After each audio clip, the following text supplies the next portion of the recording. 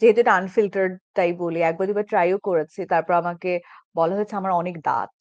ও আচ্ছা, তো দাঁত কিভাবে কম থাকা সম্ভব? মানে আমার ক্যামেরার স্ক্রিনে আমার অনেক দাঁত দেখা যায়।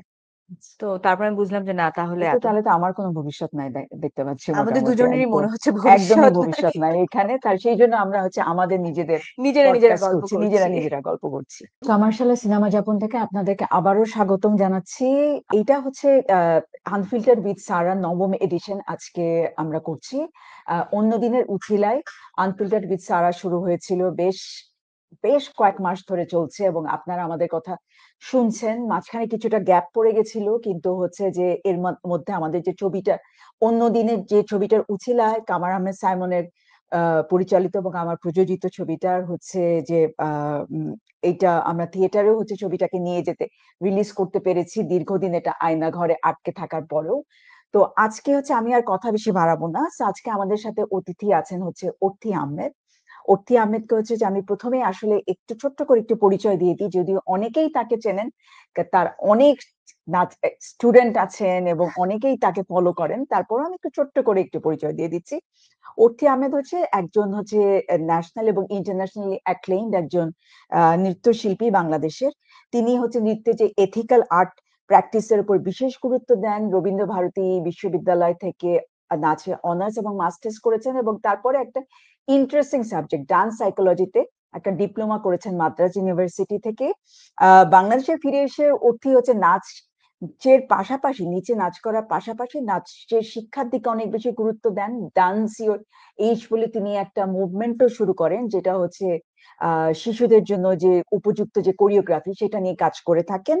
বর্তমানে তার নাচের ক্লাসে রয়েছে 600-এর বেশি শিক্ষার্থী। অর্থী গর্বের সাথে বাংলাদেশকে প্রতিনিধিত্ব করছেন বিভিন্ন আন্তর্জাতিক মঞ্চে। সো অর্থী, আমরা প্রথমে আপনার কাছে চলে যেতে চাই। সেটা হচ্ছে যে যে মানে আপনার এই যে নাচের যে যাত্রাটা, এটা শুরু হলো কিভাবে, কখন, কিভাবে, কে হচ্ছে যে আপনাকে এই যাত্রাতে অনুপ্রাণিত করলো? প্রথমত থ্যাংক ইউ আমাকে ইনভাইট করার জন্য এবং আমাকে এত সুন্দর করে সবার সাথে পরিচয় করিয়ে দেওয়ার জন্য। তো আমার নাচের যাত্রাটা আসলে শুরু অনেক ছোটবেলা থেকে। আচ্ছা। আমার নাচ শেখার শুরু ছায়ানট থেকে এবং আমাকে নাচ শেখাতে নিয়ে যায় আমার মা। বুঝে হোক না বুঝে হোক ছায়ানটে নিয়ে যে খুবই বুদ্ধিমানের একটা কাজ করেছিল। কারণ শুধু একটা জায়গায় শেখা মানে তো নাচটা শেখা না। হ্যাঁ, একটা সুন্দর একটা পরিবেশে বড় হয়ে ওঠা। এবং অবশ্যই। ছায়ানটে আমি সেই পরিবেশটা পেয়ে বড় হ্যাঁ। হয়েছি এবং আমার মনে আছে আমরা ক্লাস করতাম ইউনিভার্সিটি ল্যাবরেটরি স্কুলে, আচ্ছা। নতুন হ্যাঁ, হ্যাঁ, ভবনে না। হ্যাঁ, বুঝতে পারছি। তো ওইখানকার পরিবেশটা অনেকটা শান্তিনিকেতনের মতো ছিল। তো এরকম শীতকালে আমরা সকালবেলা শিউলি ফুল কুড়িয়ে তারপর সেগুলো মালা বানিয়ে পরে ক্লাস করতে যেতাম। বাহ! তো আমার ছোটবেলায় নাচ শেখার মেমোরিটা আসলে অনেক সুন্দর। আপনি তো শুরু করেছিলেন অনেক ছোট থেকে, অনেক ৩ ছোট সাড়ে থেকে ৩ ৩ বছর সাড়ে বয়স ৩ থেকে। বছর বয়স থেকে। তখন তো আসলে নাচটাকে ওইভাবে বুঝতাম না এবং ওইভাবে আসলে নাচ কি, নাচের ফিলসফি কি, নাচ নিয়ে আমার প্ল্যানিং কি, এটা সিরিয়াসলি করতে তো হবে। কখন মনে হলো যে না, আমি সিরিয়াসলি নাচটাকেই করতে চাই? আই থিংক আরেকটু নাচটাকে বোঝা শুরু করলাম আমি যখন ক্লাস 4-5 এ পড়ি, ওরকম সময়। কারণ নাচ করতে গেলে যেটা একটা স্কুলে হয় যে একটা আলাদা টেনশন পাওয়া যায়। টিচাররা হুম, একটু হুম, বেশি হুম, আদর হুম। করে। বিভিন্ন প্রোগ্রামে ফাংশন গুলোতে, হ্যাঁ। প্রোগ্রামে আমি প্রোগ্রামে পারফর্ম করছি। নেক্সট ডে সবাই আসলে এটা নিয়ে ডিসকাস করছে। তুমি কি শাড়ি পরেছিলে? কি গানে নাচ করলে? তো এগুলো আসলে আমার কাছে খুবই ভাল লাগতো। সবার আম পজিটিভ অ্যাপ্রিসিয়েশন টা আমার খুবই আমি এনজয় করতাম। কিন্তু হচ্ছে যে একটা তো হচ্ছে শখের বশে নাচ করা, কিন্তু একটা সময় আপনি যেটা করলেন, আপনি ঠিক করলেন আপনি পড়াশোনা করবেন নাচে, এবং তার মানে হচ্ছে যে আপনি প্রফেশনালিও নাচটাকে নিতে চাইলেন। সেটা কেন এবং কখন? ম- আ প্রফেশনালি নাচটাকে নিতে চাই ওইটা বুঝার বয়স তখনো হয়নি। কিন্তু আমি যখন 7-8 এ পড়ি ওই সময় আমার সিনিয়র ওয়ারদা রিহাব আপু, প্রেমা আপু উনারা রবীন্দ্র ভারতীতে পড়াশোনা করছিলেন। আচ্ছা। তো ওই আইডিয়াটা তখন আমার ফ্যামিলিতে ইন্ট্রোডিউসড হয় যে নাচ নিয়ে আসলে পড়াশোনা করা করা যায়। সম্ভব। কিন্তু তখন আসলে বাংলাদেশের কোনো ইউনিভার্সিটিতে নাচের ডিপার্টমেন্ট তখনো খোলা হয়নি। আচ্ছা। তো তাই আম ২০১২ তে আমি আমার 12 কমপ্লিট করার পরেই হলো আইসিসিআর স্কলারশিপের জন্য এপ্লাই করি এবং সবাই সব অন্যান্য সাবজেক্টের স্কলারশিপের রেজাল্ট চলে এসেছিল, নাচেরটা তখনো আসেনি। তখন আসলে আমার মা একটু দুশ্চিন্তা করা শুরু করে যে, "আচ্ছা, তুমি তো আর কোথাও আর পরীক্ষা কি দাও নাই, আচ্ছা, এপ্লাই করোনি, এত ওভার কনফিডেন্ট হয়ে গেছো। এখন যদি স্কলারশিপ না হয় না। তুমি কি করবা?" তখন আমার একটু টেনশন হওয়া শুরু করলো। কিন্তু একদম লাস্ট ব্যাচে নাচের রেজাল্টটা পাবলিশ হলো এবং সেই বছর বাংলাদেশ থেকে আমি একাই নাচ নিয়ে আচ্ছা। আইসিসিআর স্কলারশিপ নিয়ে রবীন্দ্র ভারতীতে গেলাম। হ্যাঁ। তারপর রবীন্দ্র ভারতীতে তো ৫ বছর ভালো খারাপ কিন্তু আমি মিলিয়ে একটা জিনিস জানতে জি, চাই। মানে যেটা হচ্ছে যে আমি যেটা বুঝতে পারছি যে আপনার মা সবসময় খুবই ওহ সাপোর্টিভ মাই গড! ছিলেন। বাট হচ্ছে এই যে আপনার আশেপাশের লোকজন বা হুম। কমিউনিটি তারা কি বললেন বা এক্সটেন্ডেড ফ্যামিলি সো যে নাচ নাচটাকে হ্যাঁ, নিয়ে মানে নাচ নিয়ে পড়াশোনা করার যেহেতু আমাদের তখনও আসলে ডিপার্টমেন্ট ছিল না, ডান্স ডিপার্টমেন্ট। এই আইডিয়াটা তো আসলে কারো কাছে হুম, পরিচিত না। একদম খুবই যেই ফ্যামিলির অনেক মানুষ আসলে চর্চা করে আর্ট কালচার এর সাথে আছে। তার বাদে তো আসলে খুব একটা কমন না। তো প্রায়ই এরকম কোয়েশ্চেন শুনতে হতো যে, "আচ্ছা, উম ইন্ডিয়াতে নাচ শিখতে গেছো ভালো কথা, পড়াশোনাটা কবে শেষ করবে?" মানে আচ্ছা, পড়াশোনাটাও আচ্ছা, তো করতে হবে। বাট এটা যে আসলে একটা রিয়াল ডিগ্রি এইটা বুঝাতেই আসলে আমার অনেক সময় লেগে গেছে। আচ্ছা। যার সাথেই পরিচয় হতো, কথা হতো, হুম, কি নিয়ে পড়াশোনা করছো, কি সাবজেক্টে। ও নাচ নিয়েও পড়াশোনা করা যায়? তারপর প্ল্যান কি? তখন আমি ভাবতাম পিএইচডি করব। তো আমি বললাম যে হ্যাঁ, এবার নাচের উপর পিএইচডি হয়? কি হয়? তারপর প্রশ্ন এরকম আসতো যে, আচ্ছা তোমরা নাচো আর তোমাদেরকে নাম্বার দিয়ে দেয়? আচ্ছা। এত এত মানে এতই সহজ কিন্তু নাচ নিয়ে পড়াশোনা করতে গেলে যে আরো কত কিছু নিয়ে পড়াশোনা করতে হয়, লিখিত হুম, পরীক্ষা হুম, দিতে হয়, অবশ্যই। রিসার্চ পেপারস লিখতে হয়, অ্যাসাইনমেন্টস করতে হয়। এগুলো আসলে বোঝাটা I don't blame them but এই আইডিয়াটা আসলে বুঝতে এখন যেমন অনেকে একটু বুঝে হুম, কিন্তু হুম, একটু হুম। সময় লাগবে ইন্ট্রোডিউসড তা হতে আপনি আরকি। ধরেন এখানে যখন একটা নাচ শিখছিলেন সেটা একটা গেল এবং যখন নাচ নিয়ে পড়াশোনা হুম। করলেন তো এই ২ টার মধ্যে নাচের যে ডেফিনিশনটাও তো আপনার কাছে নিশ্চয়ই মানে চেঞ্জ হয়ে গেল। তো এখন নাচটাকে আপনি কিভাবে ডিফাইন করেন? মানে এইটাকে কিভাবে হোয়াট ডাজ ইট মানে এটা কি অর্থ বহন করে আপনার কাছে? যদি আমি বলি পার্সোনালি, স্পিরিচুয়ালি মানে আপনার কাছে নাচটা কি? আম আমার কাছে নাচটা একটা লাইফস্টাইল। আচ্ছা। কেন আমি বলি, আমার লাইফের সব ডিসিশন আসলে নাচকে ঘিরে হয়। আমি আমার হলিডেজ কিভাবে প্ল্যান করব, আমি একটা কাপড় কিনতে গেলে ভাবি এটা আমি আমার নাচে পড়তে পারবো কিনা। আচ্ছা। আমি আম আমার দিন প্ল্যান হয় নাচকে ঘিরে। আমার প্রোডাকশনস বছরে কখন আসবে, কোন আ মান্থে আসবে সেই অনুযায়ী আমার বাকি। তো আমার জন্য এটা একটা লাইফস্টাইল। এবং এটা আমার জীবন থেকে আলাদা কিছু না এবং আমার জন্য বলা আসলে খুবই ডিফিকাল্ট যে যারা নাচ করে না তারা কিভাবে জীবনযাপন করে। আ উনা ৩ বছর বয়স থেকে হচ্ছে। হ্যাঁ, হ্যাঁ, সো এটা আমারই পার্ট অফ লাইফ হয়ে একটা গেছে। Part of life. এটা আমার একটা জীবনের অংশ এবং this is who I am. So আসলে নাচকে আলাদা করে ডিফাইন করা বা এটা আমার জন্য খুবই ডিফিকাল্ট বিকজ মানে হুম। আমার জন্য আমার সবটাই নাচ। আচ্ছা। আমি আরেকটা জিনিস হচ্ছে আপনার বিভিন্ন ব্লগ বা এগুলোতে আমি একটা দেখলাম হুম, যে হুম। আপনি হচ্ছে বারবার করে এথিক্যাল আর্ট প্র্যাকটিস এর কথা বলছেন নাচে। এখন এই এথিক্যাল আর্ট প্র্যাকটিসটা কি? মানে এথিক্যাল যে প্র্যাকটিসটা বা কনসিডারেশন টা এটা আপনার কোরিওগ্রাফি বা আপনার টিচিং মেথোডোলজি কে কিভাবে এগুলোকে প্রভাবিত করে? সো আমার কাছে আসলে এথিক্যাল আর্ট প্র্যাকটিস খুবই ইম্পোর্টেন্ট একটা জায়গা। এটা একটু যদি দর্শকদের জন্য বুঝিয়ে বলেন যে ওকে। মানে আপনি আসলে কি বলতে সো চাচ্ছেন এটা? আমার কাছে এথিক্যাল আর্ট প্র্যাকটিস হলো যেকোনো কালচারাল রিপ্রেজেন্টেশন কে কারেক্টলি করা। আচ্ছা। আমি যদি একটা ফোক ডান্স ফর্ম কে আমি স্টেজে রিপ্রেজেন্ট করি, আমি ওটাকে গ্ল্যামারাস করার জন্য আমি সেটার পোশাক পাল্টে দিব, গয়না পাল্টে দিব, মুভমেন্ট পাল্টে দিব। আম সাজ পাল্টে দিব, সেটা আসলে আমি করতে পারি না। কারণ আমার জন্য ওটা একটা পারফরম্যান্স হতে পারে। কিন্তু একজনের জন্য সেটা তাদের রিলিজন, তাদের লাইফস্টাইল, তাদের তাদের জীবন হুম। সেটাকে আমি রংলি রিপ্রেজেন্ট করতে পারি আপনি কি না। কোন একটা উদাহরণ বলতে পারবেন যে যেখানে আমি করতে গিয়ে উদাহরণ দিলে অনেক অফেন্ডেড হয়ে যাবে। থাক। না, আমি ছোট করে অনেক বলেন। কাউকে না অনেককে বলেও তো বলা যায়। অনেককে উদাহরণ দিয়ে হ্যাঁ। অফেন্ডেড করে ফেলেছি এ পর্যন্ত। না, একটু উদাহরণ দিয়েও যেটা হচ্ছে অফেন্ড না করেও বলা যায়। আমার হ্যাঁ, মানে তো মানে বোঝার জন্য আসলে অডিয়েন্স এখন অনেক সময় এরকম হয় যে আমরা কোনো একটা আদিবাসী নৃত্য করতে যাচ্ছি হুম, কিন্তু সেই আদিবাসী নৃত্যের গয়না আমাদের কাছে নেই, এভেইলেবল নাই। সবসময় আচ্ছা। তো সব পারফরম্যান্স আগে সবকিছু পাওয়া হুম, যায় না। তো আমার কাছে একটু ওডিসি নাচের সিলভার একটা বেল্ট থাকলো, আমি পরিয়ে দিলাম, যেটা ইকুয়ালি ওডিসি নাচের জন্য ডিসরেসপেক্টফুল, আবার যেই আদিবাসী দলকে নিয়ে আমি কাজ করছি তাদের কালচারের প্রতিও ডিসরেসপেক্টফুল। সো সেটা, যেটা অহরহ হয়ে আসছে এত বছর ধরে, সেটা আসলে করা যায় না। আচ্ছা। তো এগুলো জায়গায় আমি চেষ্টা করি খেয়াল রাখতে।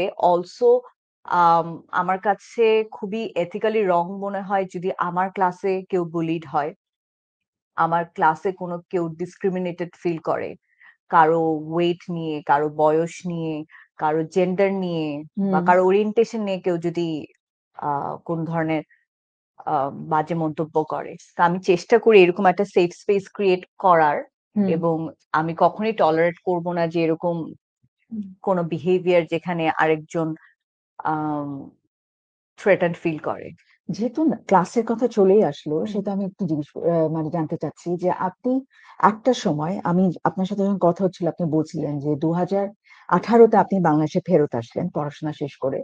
তো তারপর হচ্ছে যে আপনি নাচ তো করছেনই, কিন্তু আপনি নাচের টিচার হতে চাইলেন, শিক্ষক হতে চাইলেন কেন? আমার ট্রান্সফরমেশন দেখতে খুব ভালো লাগে। আচ্ছা, আমার কিরকম? যে কোনো আম, কিছু ট্রান্সফর্ম হয়ে অন্য কিছু হয়ে যাচ্ছে এটা দেখতে খুব ভালো লাগে। এবং আমি যখন ফেসবুকে ভিডিওস দেখি, আমার দেখা যায় যে অনেক মানে ট্রান্সফরমেশন ভিডিওস।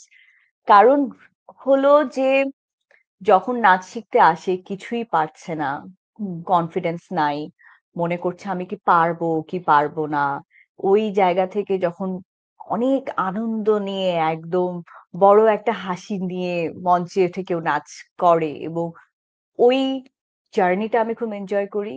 হুম, ওই শেষের আনন্দ করে নাচ করাটা আমি দেখতে আমার ভালো লাগে। এবং শেষ করার পরে যখন ওদের মোটিভেশনটা ক্রিয়েট হয় যে না আমি আরো নাচ শিখতে চাই, আরো বেটার করতে চাই, সো ওই পুরো জার্নিটা আমার আসলে খুবই ভালো লাগে। সো হুম। ওই জায়গা থেকে আমার মনে হয় যে আমার টিচিং খুবই আমি ভালো লাগে। আরেকটা ইন্টারেস্টিং পয়েন্ট আমার কাছে মনে হলো যে আপনি যেটা নিয়ে কাজ করেন, আপনি বলেছেন, যেটা আমি প্রথমে বলেছি, যে আপনি ডান্স ইওর এজ মুভমেন্ট, এইটা মানে এইটা কেন বা বয়স উপযুক্ত কোরিওগ্রাফি বাচ্চাদের জন্য এটা প্রয়োজনটাই? প্যারেন্টস থেকেও আসে। হুম, এবং একটা বাচ্চাকে যদি রাস্তায় দেখে শীষ বাজানো ঠিক না হয়, ওটা যদি রং হয়, একটা বাচ্চাকে স্টেজে নাচতে দেখে শীষ বাজানো ইজ রং। এই আন্ডারস্ট্যান্ডিংটা প্যারেন্টসদের থাকতে হবে, টিচার্সদের থাকতে হবে, রিয়েলিটি শোর জাজেসদেরও থাকতে হবে, যে আমি কি করছি সেটার ইম্প্যাক্ট আসলে সোসাইটিতে কিভাবে পড়বে। আমি একটা বাচ্চাকে এরকম একটা মুভমেন্ট দেখে দাঁড়িয়ে তালি দিলাম, শীষ তো বাজালাম। এই ধরনের প্র্যাকটিসকে যখন আপনি নর্ম বা প্র্যাকটিসকে যখন হুম, হুম। চ্যালেঞ্জ করছেন, কোনো সমস্যা হয়নি?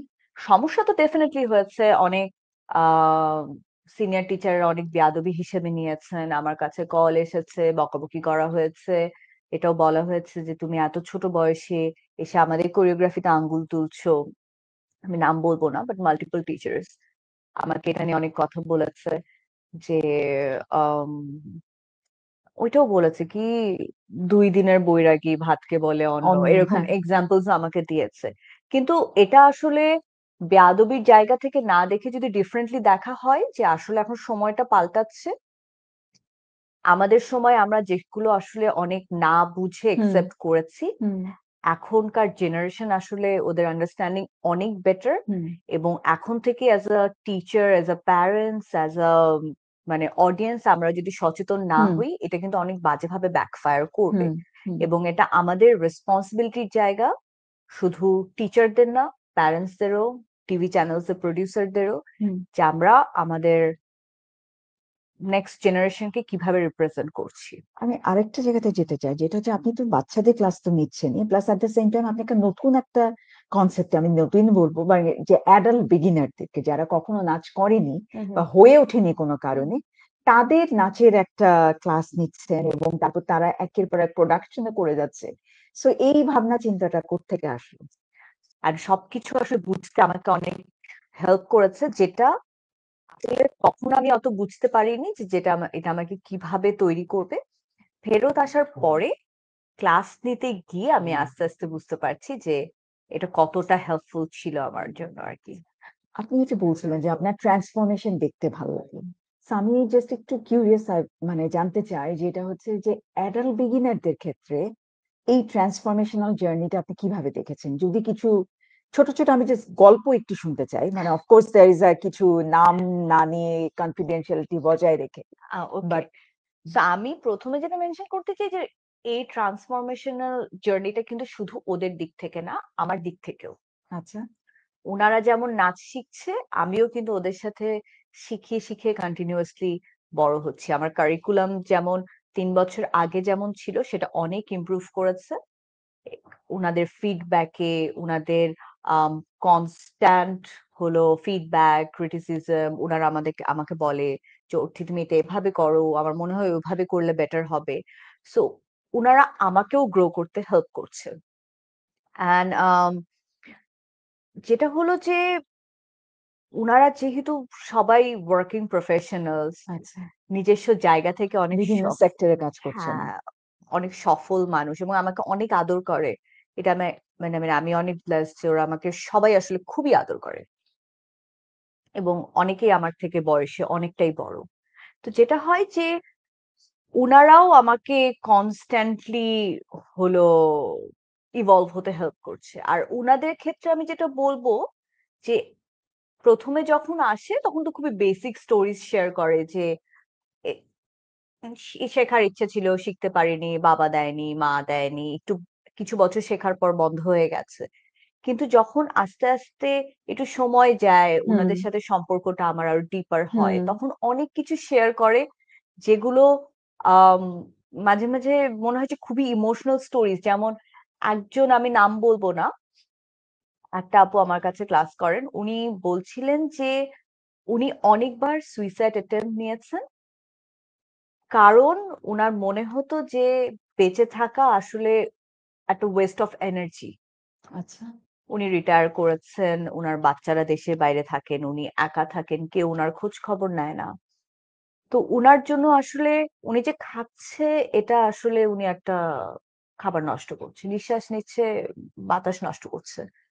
তো একটা মানুষ আসলে কোন কতখানি মানসিকভাবে ভেঙে পড়লে এভাবে ভাবতে পারে, সেখান থেকে উনি ক্লাসে আসা শুরু করলেন। এবং তারপর উনি বললেন যে উনি এখন ভরতনাট্যমের শিল্পী হতে চান। আচ্ছা। উনার উনি কয় বছর ধরে শিখছেন এখন? উনি প্রায় ২ বছর হলো। বাহ! তো উনি এখন শিল্পী হতে চান, এটা উনার গোল। তারপর আরেকজন আছে যে আম, উনার ছেলে, উনি এখন কন্টিনিউ করছেন না উনার নি প্রবলেমের জন্য। তো উনার ছেলে উনাকে বাইকে বসিয়ে ক্লাসে নিয়ে আসতো। সো ইটস ভেরি ইন্টারেস্টিং যে কিভাবে রোল শিফট গোল শিফট হয়েছে, রোল রিভার্স শিফট হয়েছে, হ্যাঁ, রোল রিভার্স হয়েছে। একসময় উনি হয়তো বাচ্চাকে স্কুলে নিয়ে যেত, হ্যাঁ। এখন বাচ্চা মাকে নিয়ে আসছে। এছাড়াও অনেকে শেয়ার করে ফিজিক্যাল হ্যারাসমেন্ট, হুম। আম ডোমেস্টিক অ্যাবিউজ, আম অনেক, মানে আই উইশ আমি গল্পগুলো বলতে পারতাম না, কিন্তু হ্যাঁ, আসলে বলা সম্ভব না। সম্ভব। হুম।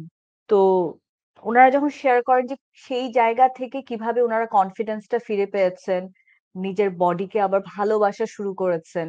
কেউ এইটা কেউ একটা খুবই গুরুত্বপূর্ণ ব্যাপার যে কেউ নিজেকে ভালোবাসা। কেউ কেউ আছেন যে বলে যে আগে উনার কারো সামনে যেভাবে নাচ করবো সেই কনফিডেন্সই পেত না, হুম। এখন সেই কনফিডেন্সটা পায়। স্পেশালি আমাদের দেশে যদি মেয়েদের ক্ষেত্রে বলি, নাচাটা তো একটা যদি বয়স্ক যদি একটু বলা হয়, তখন বলে যে এই বয়সকালে আবার কেন হচ্ছে? হ্যাঁ। তুমি এটাকে তো খুব একটা ভালো চোখে দেখা হয় না। হুম হুম তো হুম। সেই জায়গাটা থেকে কিন্তু এটা না, সেই নতুন জায়গা করে থেকে আমি বলবো যে এখন পর্যন্ত আমরা অ্যাপ্রিসিয়েশনই পেয়েছি, খুবই ভালো দর্শকদের কাছ থেকে অ্যাপ্রিসিয়েশন পেয়েছি, কারণ এটাও ম্যাটার করে দর্শকদের কাছে যে কি ধরনের নাচ করা হচ্ছে।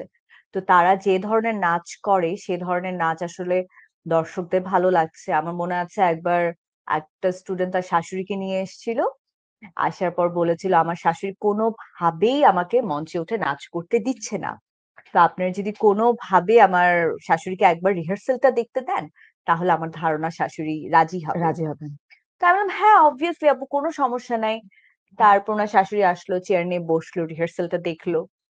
দেখার পর আমার মনে আছে উনি শেষ করে আমার হাত ধরে বলেছিল যে মা, আমার যদি হাঁটু ব্যথাটা না থাকতো আমিও জয়েন করতাম।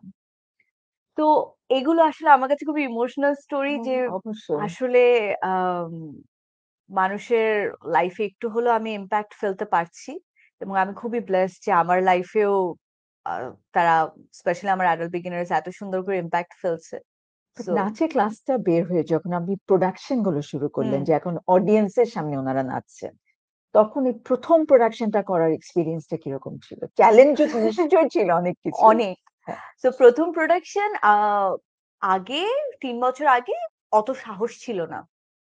তখন ছোট, ছোট করে প্রত্যেকটা ৩ মাসের ব্যাচ শেষ হলে একটা হুম, ডেমনস্ট্রেশন করতাম। হুম, তো এভাবে না আসলে জমতে থাকলো। ৩ মাস শেষ হয়, আগের ব্যাচ যেতে চায় না। বলে হুম। আমরা কন্টিনিউ করব। অ নতুন ব্যাচ অলরেডি ঢুকে বসে আছে। তারপর নতুন ব্যাচ শেষ হয়ে গেছে, আগের ২ ব্যাচ যেতে চায় না। মা আপনারা না গেলে নতুন মানুষ নিব কিভাবে? তারাও যেতে চায় না। কেউই যেতে চায় না। খালি স্টুডেন্ট বেড়েই যাচ্ছে, বেড়েই যাচ্ছে, বেড়েই এখন তো যাচ্ছে। ৬০০ জন শিক্ষার্থী নাকি? আপ ডাউন এর মধ্যে থাকে কেউ দেশের বাইরে ৬০০ ইটস আ হিউজ নাম্বার। তাতে কি ২৪ ঘন্টা ক্লাস হচ্ছে নাকি? না, আম ২৪ ঘন্টা ক্লাস না থাকলে ২৪ ঘন্টা ক্লাস নিয়ে ভাবছি আরকি। তো তারপর আমরা ২ বছর আগে ১ম ঋতুরঙ্গ নামে একটা প্রোডাকশন ছায়ানটে খুব সাহস করে অ্যাটেম্প্ট করি। হুম, এবং আমি অডিয়েন্সের কাছে ১ম এই ক্ষমা চেয়ে নেই যে এটা খুবই ভাঙাচোরা একটা প্রোডাকশন। আ ওরা সবাই নন মানে নন প্রফেশনাল। আম মানে প্লিজ ভুল ত্রুটি সব মাফ করে দিবেন। মানে হ্যাঁ। আমি এক্সট্রিমলি সরি। কি কি দেখতে যাচ্ছেন এবং হাউসফুল অডিয়েন্স। আমি তো ভয়েই শেষ যে কি হবে? ওরা যদি স্টেজে উঠে ফ্রিজ হয়ে যায়, ওরা যদি ভুলে যায় তখন কি হবে? কিন্তু তখন সবাই এত সুন্দর করে অ্যাপ্রিশিয়েট করে আফটার প্রোডাকশন এবং তারপর খালি বলতে থাকে যে পরে কবে, আবার কবে দেখবো, আবার কবে দেখবো।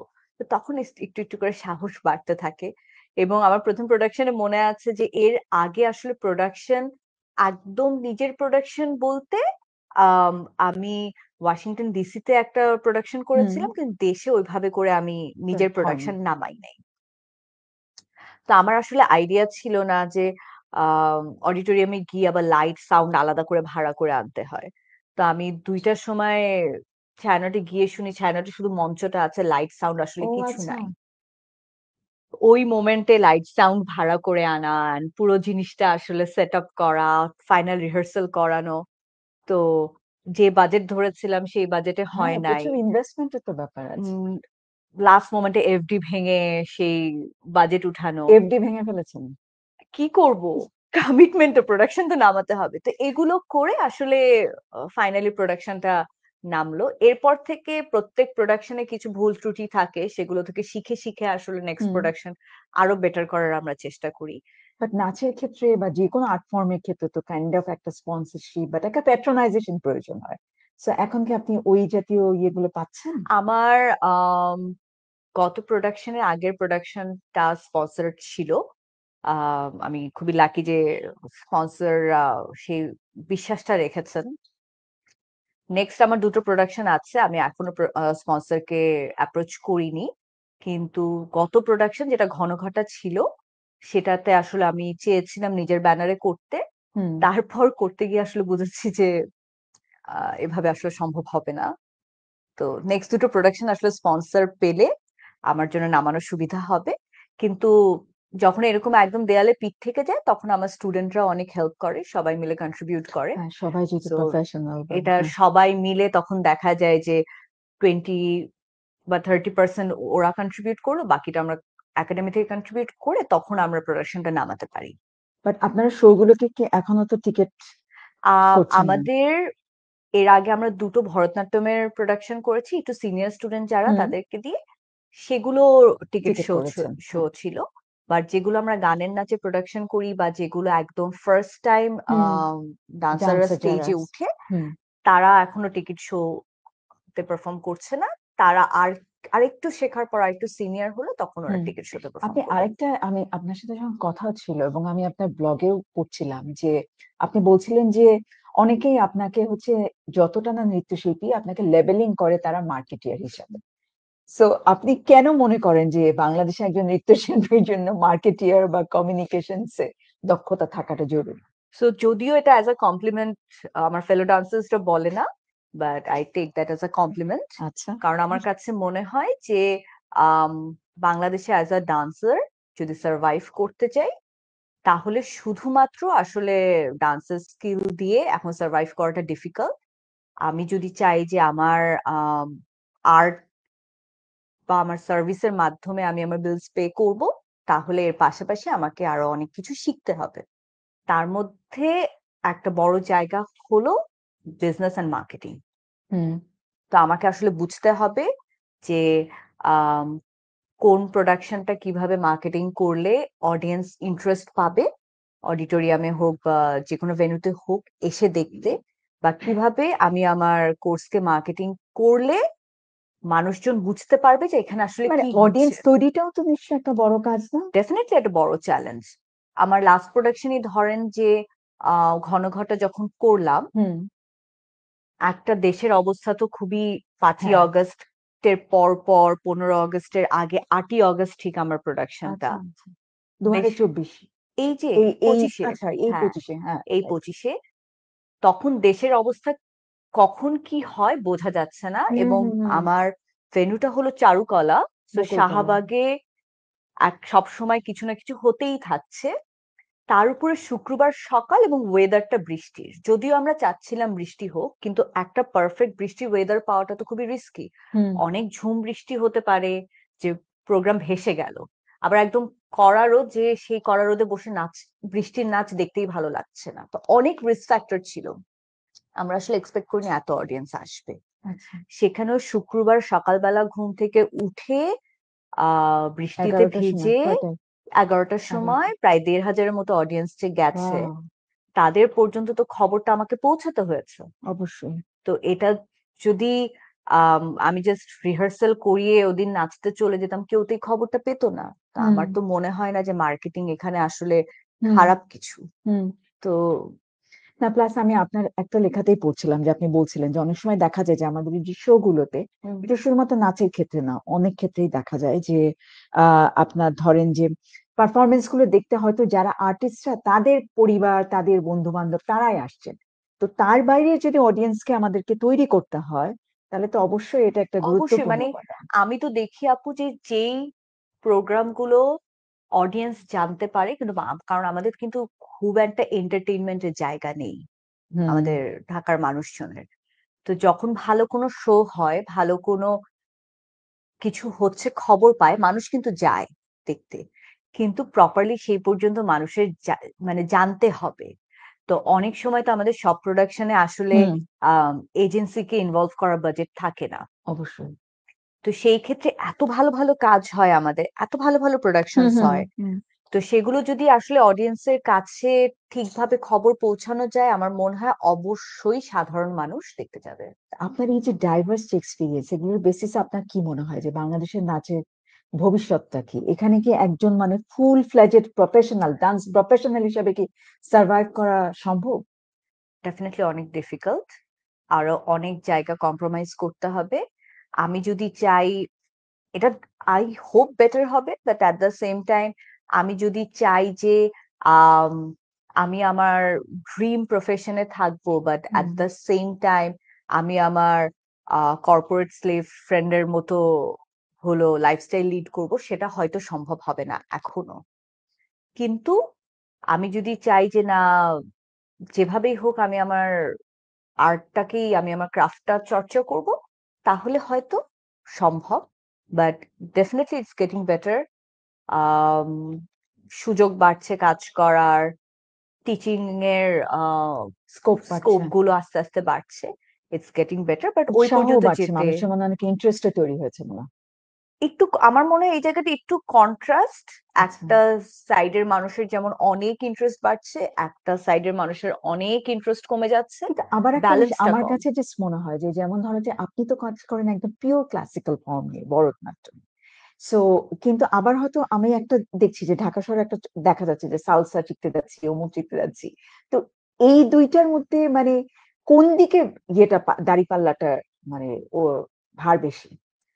আম, যেটা হলো যে যে কোনো শাস্ত্রীয় নৃত্য তো আসলে অনেক ধৈর্যের অনেক ব্যাপার, ধৈর্য। অনেক বছর শেখার ব্যাপার, এবং অনেক মানে ওইটার পারফরমেন্স করতে বা এক্সপোজার পেতে অনেকটা সময় লাগে।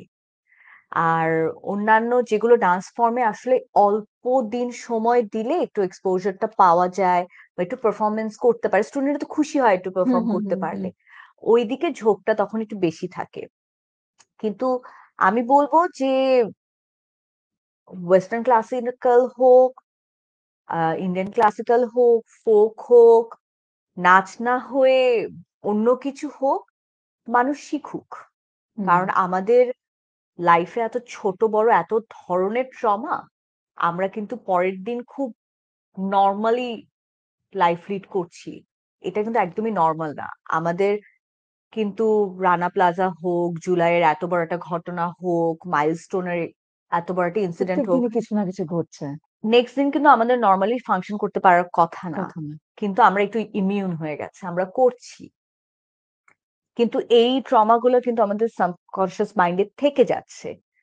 তো এগুলো থেকে নিজেকে একটু, আমাদের মেন্টাল হেলথকে একটু বেটার রাখার জন্য, নিজেকে একটু ভালো রাখার জন্য আমাদের আসলে আমাদের ভেতরে আর্টের জায়গা দিতে হবে, আর্টকে জায়গা দিতে হবে। কারণ না হলে তো আমরা আসলে মানুষ হিসেবে খুব খারাপ হয়ে যাব যদি আমরা কোনোভাবে ভালো না থাকতে শিখি। আমি আরেকটু জানতে চাই যে আমরা ধরেন আমরা তো বিভিন্ন ফর্ম নিয়ে কাজ হচ্ছে। হুম। সো মানে বাট এই যে ইন্টারন্যাশনালি তো ডান্সের যে সিনারিওটা বা ডান্সের যে সেখানে বাংলাদেশের নাচ কোথায় আছে? তার অবস্থানটা কোথায়? আমরা যখন বিভিন্ন জায়গায় ফেস্টিভ্যালে যাই, তখন তো সবসময় বলে যে আহ বাংলাদেশের নাচ খুবই ভালো হয়েছে। আচ্ছা। এবং এরকম অনেক ফেস্টিভ্যাল, ইন্টারন্যাশনাল ফেস্টিভ্যালে আমি আগে অংশগ্রহণ করেছি ব্যক্তিগতভাবে এবং সাধনার হয়ে, যেখানে অনেক দেশের পার্টিসিপেন্টসরা এসেছে, কিন্তু সবাই বলেছে বাংলাদেশের নাচ খুবই সুন্দর, মানে সবচেয়ে সুন্দর বাংলাদেশের নাচ। তো আমার মনে হয় যে বাংলাদেশের নাচ আসলে খুবই সুন্দর, এবং যত এটা ইন্টারন্যাশনালি এক্সপোজার পাবে, আমাদের নাচ নিয়ে, নাচকে আরো বাট এই ক্ষেত্রে প্রশংসা। কার মানে কি ধরনের ইয়ে বা প্যাট্রোনাইজ বা ইয়ে দরকার বলে আপনি অনেক মনে সময় করেন? হয় আপু যে আমরা অনেক ফেস্টিভ্যালস থেকে আসলে ইনভিটেশন পাই, আচ্ছা। কিন্তু সেই ফেস্টিভ্যালস গুলোতে যাওয়ার জন্য আম, যে ফ্লাইটের টাকা, সেটা আসলে অনেক আর্টিস্ট এফোর্ড করতে পারে না। বা অনেক সময় একটা ভিসা অ্যাপ্লাই করার জন্য যে পরিমাণ অ্যামাউন্ট আসলে ব্যাংকে দেখানো দরকার, সেটা অনেক আর্টিস্ট দেখাতে পারে না। এটা খুবই স্যাড। অনেক, আমরা যখন ফেস্টিভ্যালস এ যাই দেখি অন্যান্য দেশ থেকে যারা আসছে তাদেরকে বিভিন্ন প্রাইভেট কোম্পানি অথবা গভর্নমেন্ট কোম্পানি ফান্ডিং করছে, তারা ওই T shirt, sponsor T shirt পরে এসছে। কিন্তু আমরা আসলে ওই ফান্ডিংটা এখনো পাচ্ছি না। মানে আমাদের স্পোর্টসম্যানরাও তাও একটু পাচ্ছে, আমরা আসলে পাই না। তো হুম। দেখা যায় যে অনেক শিল্পীরাই শুধুমাত্র ফ্লাইট টিকিট এফোর্ড করতে পারছে না বলে অনেক ফেস্টিভ্যালে যেতে পারে না। এটা খুবই স্যাড এটা আসলে, খুবই দুঃখজনক। খুবই স্যাড।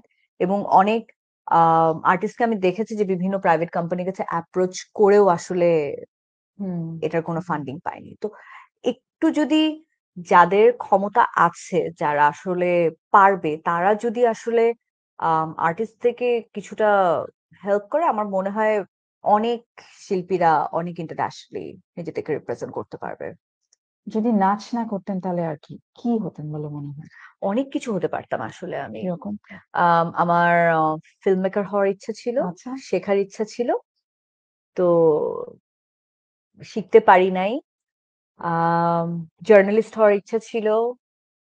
তারপর অ্যাঙ্কারিং করার ইচ্ছা ছিল।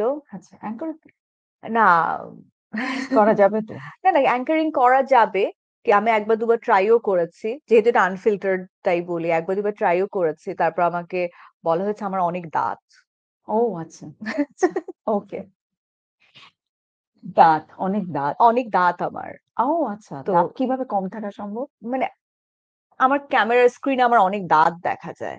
আচ্ছা। তো তারপর আমি বুঝলাম যে না, তাহলে এতে এত, তাহলে তো আমার কোনো ভবিষ্যৎ নাই দেখতে পাচ্ছি আমাদের মোটামুটি দুজনেরই একদম। মনে হচ্ছে একদমই ভবিষ্যৎ নাই। ভবিষ্যৎ নাই এখানে। তার সেইজন্য আমরা হচ্ছে আমাদের নিজেদের নিজেরা নিজেরা পডকাস্ট গল্প করছি, নিজেরা করছি। নিজেরা গল্প করছি। সেইজন্য। আর ভরতনাট্যম তো আপনার একদমই হচ্ছে স্পেশালাইজেশন এবং কিন্তু ওটা শেখার এছাড়া জায়গা। আপনি আর কি কোন ডান্স ফর্মটা আপনার কাছে ভালো আমি লাগে যখন বা আপু দেশের বাইরে যখন দেশকে রিপ্রেজেন্ট করি, ডেফিনেটলি আমি প্রেফার করি আমাদের ফোক নাচকে, আমাদের লোকনৃত্যকে রিপ্রেজেন্ট করতে। এবং আমি আমার প্রোডাকশনেও একটু সৃজনশীল নৃত্য করতে পছন্দ করি, যেমন রবীন্দ্র নৃত্য হোক বা একটু হুম কন্টেম্পোরারি মিক্স করে হোক, হুম করার চেষ্টা করি।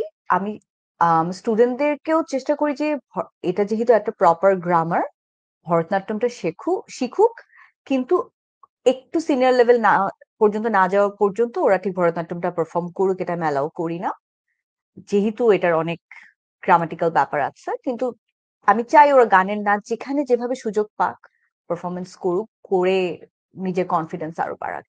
আপনি তো নাচের শিক্ষক হিসেবে অনেকের অনেক ট্রান্সফরমেশনে হচ্ছে যে একটা কাইন্ড অফ একটা ইম্প্যাক্ট রাখছেন। সো নিজের যে ব্যক্তিগত চ্যালেঞ্জ গুলো ওগুলোকে কিভাবে ইতিবাচক ভাবে ইয়ে করে ট্যাকেল ব্যক্তিগত করে কিভাবে? চ্যালেঞ্জ তো আপু অনেক রকম হয়, কিসের কোনটার কথা বলবো? Anything, anything. কোনটা আমি বলবো শুধু আমার না, বাংলাদেশের বেশিরভাগ নৃত্য শিক্ষকের একটা বড় চ্যালেঞ্জ যেটা, যে আম, একটা শাস্ত্রীয় নৃত্য তো খুবই গুরুমুখী বিদ্যা। হুম হুম তো আমরা যারা বাইরে থেকে শিখে এসেছি, আমাদের গুরুরা তো আসলে এখানে নেই। তো নিজে নিজে প্র্যাকটিস করা আর গুরুর সামনে প্র্যাকটিস করা কিন্তু অনেক ডিফারেন্ট ব্যাপার। আচ্ছা। তো আমাদের প্র্যাকটিসটা আসলে ওইভাবে হয় না আমাদের। গুরুর সামনে কি ধরনের মানে কি গুরু তো ডিফারেন্সটা? না, গুরু তো যেমন কন্টিনিউয়াসলি কারেকশনস দেন, ভালো খারাপ বলেন, একটা পারফেকশন, আস্তে আস্তে পারফেকশন করেন, পারফেকশন। একটা মোটিভেশনের জায়গা হুম আছে, একটা গুরুর সান্নিধ্যে তো 1 ঘন্টা বসে থাকাও একটা শেখার ব্যাপার। তো ওই জায়গাটা তো আমরা নিয়মিত ভাবে পাই না। গুরু যদি দেশে আসেন, আহ তখন তার কাছে কিছুটা শেখা হয়, বা আমরা যদি যাই তখন শিখে আসা হয়। তো একটা নিয়মিত প্র্যাকটিস তো আসলে যে কোনো শিল্পীর হুম কাছে একটা একটা মূল ব্যাপার। হুম। এবং শেখারও তো কোনো শেষ নেই। শেখার তো অবশ্যই শেষ নেই, আমার তো মনে হয় যে আমি এখনো কিছুই শিখতে পারি নাই। তো ওই জায়গাটা আমি খুবই মিস করি, যে রেগুলার গুরুর কাছে প্র্যাকটিস করা। আমার কাছে মনে হয় যে আমাদের ভরতনাট্যম একদম খুব বেসিক একটা পশ্চার আছে, আরামান্ডি হাফ সিটিং আচ্ছা। এ বসা, যেটা আমার মনে হয় যে আমার একদমই নষ্ট হয়ে গেছে, কারণ আমার রেগুলার প্র্যাকটিস নেই। ওইটা একটা বড় চ্যালেঞ্জ, প্র্যাকটিস প্রপারলি না করতে পারা। ওই জন্য স্ট্যামিনাটা অনেক কমে যায়। আরেকটা বড় চ্যালেঞ্জ হলো যে যত বড় হচ্ছি আসলে পারফরমেন্স করার জায়গাটা ছোট হতে থাকছে। আগে যেমন অনেক টিচারের সাথে অনেক গ্রুপ নাচে পারফরমেন্স করতাম, হুম এখন একটু বড় হয়ে যাওয়াতে সেটা আর করা সম্ভব হচ্ছে না। টিচাররাও আর একটু ছোট পারফর্মার যারা আছে তাদেরকে নিয়ে কাজ করছেন। আম পারফরম্যান্স করার জায়গা হলো শুধুমাত্র ফেস্টিভ্যালস বা দেশের বাইরের ফেস্টিভ্যালস। বাংলাদেশের ফেস্টিভ্যাল তো আসলে খুবই কম খুবই কম। হয়। ওই বছরে ১ বার কি ২ বার। কিন্তু আসলে পারফরম্যান্সটাকে ধরে রাখার জন্য, ওই মোটিভেশনটা পাওয়ার জন্য ১টা ২টা হুম পারফরম্যান্স আসলে ইনাফ হুম। না। উম ইন্ডিয়াতে যেমন খুবই একটা ফেস্টিভ্যাল কালচার আছে, হ্যাঁ, যে কন্টিনিউয়াসলি দুর্গাপূজার সারা আগ থেকে বছরই। শুরু করে মানে নেক্সট জানুয়ারি ফেব্রুয়ারি পর্যন্ত এভরি উইক সিনিয়র ডান্সার্সরাও এভরি উইক ২টা ৩টা ফেস্টিভ্যাল পারফরমেন্স করছে। ভালো হোক খারাপ হোক ছোট হোক বড় হোক, পারফরমেন্স এর মধ্যে আছে, ওইটা আসলে আমাদের নাই। তো ওই জায়গাটা আসলে আচ্ছা। একটা চ্যালেঞ্জের জায়গা। এবং আমি এখন যেই ফেজটায় আছি, আমার আহ খুব একটা পারফরমেন্স করতেও ভালো লাগে না, আমার শেখাতে ভালো লাগে বা কোরিওগ্রাফ করতে ভালো লাগে আমার। আই হোপ যে আমিও এই ফেজটা থেকে বেরিয়ে এসে আবার পারফরমেন্সটাকে এনজয় করা শুরু করতে পারবো। আপনার ক্রিয়েটিভ ব্লক হয় এই যে যে কাজ করেন আমার বা তো হলে প্রচুর কিভাবে হয়, রিইনভেন্ট করেন আমার নিজেকে? তো প্রচুর হয়। আগে আহ মানে নিজেকে সময় দেওয়ার জন্য অনেক বেশি দার্জিলিং যেতাম। আমার যখন মনে হতো যে আমি আর কোন রকম কাজ করতে পারছি না, আমি পাহাড়ে চলে যেতাম। পাহাড়ে কিছু সময় একা থাকলে আমার মনে হতো যে না, আমি আবার কাজ করতে পারবো। তো এখন পাহাড়েও যেতে পারছি না। তো সব মিলিয়ে আমার মনে হয় যে এই বছরের কাজ-টাজ গুছিয়ে যদি আমি কিছুদিন একা একটু পাহাড়ে সময় কাটাতে পারি, আমি হয়তো আবার হলো ব্যাক করতে পারবো লাইফে পারফরম্যান্সে। একদম হার্ডেস্ট টাইম কোন সময়, কোন একটা মুহূর্ত? আমার মনে হয় আমার লাইফে হার্ডেস্ট টাইম ছিল 2013-তে। কেন? আমি কলকাতায় যাই 2012-তে। 2013-তে I was going through a phase, যেখানে আমি আমার রুম থেকে বের হয়ে ইউনিভার্সিটি ক্লাসেসও যেতে পারতাম না কেন? কলকাতাতে। তখন বুঝতাম না। এখন আমি বুঝতে পারি ইট ওয়াজ ডিপ্রেশন। তখন আমি বুঝতে পারতাম না। 2013 একটা বছর আমি দেশে আসি নাই। আমি কারো সাথে সোশ্যালাইজ করি নাই। আমি সারাদিন রুমে থাকতাম। আহ প্রচুর ক্লাসেস মিস হতো এবং আমার কিছুতে যায় আসতো না, এবং এমন না যে কিছু ঘটনা ঘটেছে যেই ঘটনার কারণে আমার এরকম এরকম কিছু না, জাস্ট প্লেন আমার ভালো লাগতো না, মানুষজনের সাথে মিশতে তো ভালো লাগতো কিভাবে না। সময়টা ফেসটা পার হলেন? আম, এটাও আমি আসলে বলতে পারবো না, এটা আমার জন্য বলা ডিফিকাল্ট, কিন্তু আমার মনে আছে 2013 শেষের দিক থেকে আস্তে আস্তে আম, ক্লাসমেটদের সাথে এবং বাকি ইন্টারন্যাশনাল স্টুডেন্টদের সাথে আমার ফ্রেন্ডশিপ হওয়া শুরু করে। তখন কি প্রথম যাওয়ার পরে নাকি? যাওয়ার 6 মাস 1 বছর পরে হোম সিকনেস ওরকম হতে পারে হতে হোম পারে হয়তো। সিকনেস, বাট আমি বাসায় তো, দেশেও তো ফিরছিলাম না। হুম।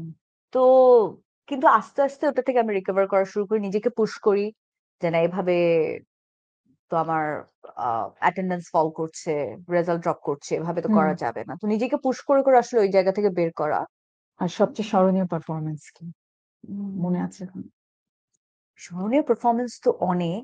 আমার মনে আছে যে আমি ইউকে তে সাহাসা নামের একটা প্রোডাকশন করেছিলাম। আচ্ছা। আহ ওখানকার একজন কোরিওগ্রাফার সোনিয়া সাবরির সাথে। এটা একটা ইউকে আর্ট কাউন্সিল থেকে একটা প্রজেক্ট ছিল, ব্রিটিশ কাউন্সিলের। তো ওইখানে আমাদের প্রোডাকশনটা ছিল বাংলাদেশ, পাকিস্তান, শ্রীলঙ্কা, ইন্ডিয়া থেকে যেসব ইমিগ্রেন্ট ওমেনরা যায় হুম। উইদাউট নোয়িং কাকে বিয়ে করে কোথায় যাচ্ছে, ফ্যামিলি থেকে মনে করে যে ইটস অ্যান অ্যাচিভমেন্ট যে ছেলে বিদেশে থাকে, হ্যাঁ। তারপর পাঠিয়ে দেয়া হয়। তারপর অনেক সময় আম, তাদের পাসপোর্ট নিয়ে নেওয়া হয়, তাদেরকে একদম ডোমেস্টিক হেল্পের মতো ইউজ করা হয়। হুম। তো এরকম অনেক মহিলাদের সাথে আমরা কথা বলে তারা সেই জায়গাগুলো কিভাবে সার্ভাইভ করেছে, করে কিভাবে এখনো টিকে আছে, এরকম আম, খুবই হার্ট ব্রেকিং কিছু স্টোরিজ নিয়ে আমরা একটা প্রোডাকশন সাজাই। মানে স্টোরিগুলো আপু এমন, মানে ওই সময় আসলে যে আমি আরো অনেক, আমি টকিং অ্যাবাউট 2020, আর একটু হুম। ছোট ছিলাম, আর একটু না অনেকটাই ছোট ছিলাম। তো আসলে তখন না আম, মানে ওগুলো আমার জন্য নেওয়া খুবই ওভারওয়েলমিং ছিল, এবং স্টোরিটা একবার শোনা এক ব্যাপার, এবং বারবার সেই স্টোরি নিয়ে কোরিওগ্রাফি পারফর্ম শুনে করা। পারফরমেন্স জন্য তো বারবার রিপিট করতে হয়, হুম। এবং ওই ক্যারেক্টার গুলো, ওই ইমোশন ওই গুলোকে ইমোশন ধারণ এবং ওই করা। ক্যারেক্টার গুলো আমরা প্লে করছিলাম। তো তাদের মধ্যে থেকে কিছু মানুষকে আমরা ইনভাইট করেছিলাম আচ্ছা। ফাইনাল প্রদর্শনটা দেখার সময়, এবং আমার মনে আছে লাস্টে একটা সিন ছিল যেখানে আমরা অডিয়েন্সের সাথে গিয়ে কানেক্ট করছিলাম, এবং আমরা প্রত্যেকটা অডিয়েন্সের হাত ধরে তাদের বুকে হাত দিচ্ছি, হাতটা তাদের বুকে দিচ্ছিলাম টু রিয়েলাইজ, টু ফিল। তো আমার সাথে পারফরমেন্সের সময় এরকম ভিকটিমস অনেকের সাথে আমার কন্ট্যাক্ট হয়েছিল, এবং তারা যেভাবে কাঁদছিল তাদের স্টোরি গুলো অন স্টেজ দেখে, ইভেন প্রোডাকশনের শেষেও যখন সবাই হুম। দাঁড়িয়ে হাততালি দিচ্ছিল, তারা তখনও অঝরে কেঁদে যাচ্ছে, আমরা কাঁদছি, বাকি অডিয়েন্স কাঁদছে। বাকি অডিয়েন্স জানে না যে তারা তাদের হুম। তাদের মধ্যে থেকে কাদেরকে নিয়ে এই গল্পগুলো। তো ওটা না আসলে অন্য রকম একটা স্টোরি ছিল।